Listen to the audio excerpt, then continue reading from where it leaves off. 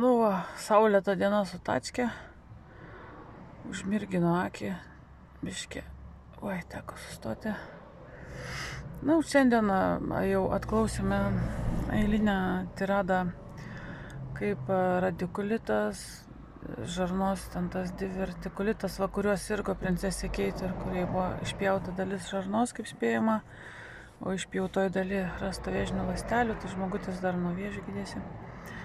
Inkstų cistozė, inkstų akmenozė ir dar porą skaudamų vietų, tai čia 5 ir dar vienas skaudėjo žandas, ten kur 10 balų iš 10.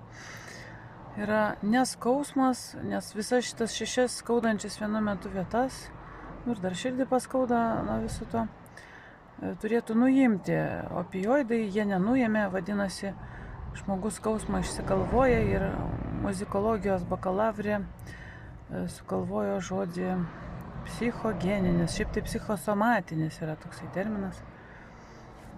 Psichosomatika gyvenant su tokia beprotė, aišku, kad kiekvieną paimtų, mane irgi ima psichosomatika, vien ją pamačius, kyla spaudimas, arba vien pamąsčius, ką jinai padarė, numarino žmogų, dar žmogus dar šiek tiek kvepavo, dar šiek tiek vaikščiojo. Oda buvo rankų geltona, kojų buvo ruda, pilnai jau stojo kraujotaka, rankos kojos šaltos buvo, nors namie plus 30. Akis tik tai, akis pas žmogų, atsimenu, buvo visas kūnas sustingęs, vos paėjo, dar iškeiktas buvo prieš tai, iškoliotas, vos paėjo, nieko negalėjo valgyti, nieko nenorėjo valgyti. Buvo dar įvarytas valgymo sutrikimas. Jinai meistrė. Man atrodo, tokie pamišėliai, tai iš vis meistrai, kitus davaryti. Meistrai. Dar kovojame su valgymo sutrikimu, bijojo. Nu, kur tu nebijosi, kad tau ten viskas atrodo, kad sprogs. Dar jinai sėdėdavo, komentuodavo. Dar jinai nebeleido jam valgyti, ką jis valgė. Aš iškart, kai tik atvažiavau, pervedžiau jį atgal ant jo maisto.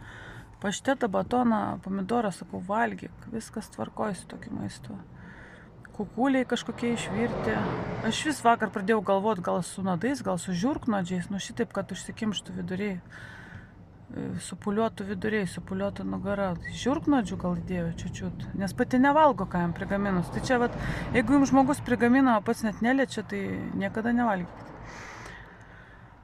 Nes labai nusiminė, kai grįžo iš Palangos ir pamatė, kad baisieji kukuliai nevalgyti iš viso.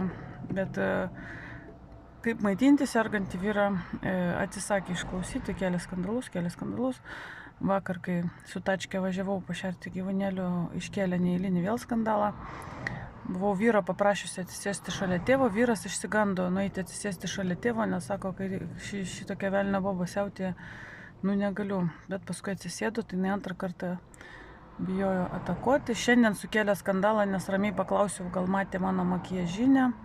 Pradėjo rėkti, kad duos man 100 eurų. Nu tai aš teisininkė, nu tai jeigu tu klausi, kur makiažinė, sako, aš tu duosiu 100 eurų, tai nu išmetė. Tai aš tada sakau, nors suerzino labai, nes iš tikrųjų tokį rinkinį nebėra, nebepardavinėja, surinkti sunku, pasirodo tikrai apie 100 eurų kainuoja.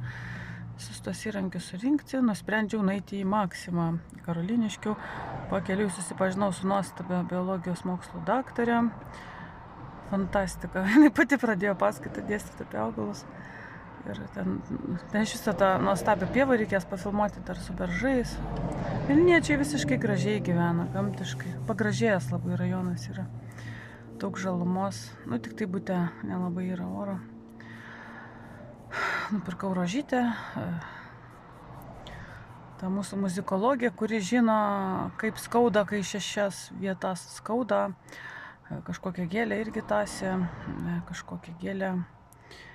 Paskui sakė, kad mes vakar nesimatėme, dėl to jinai negalėjo paimti makiažinės. Nu, jinai grįžo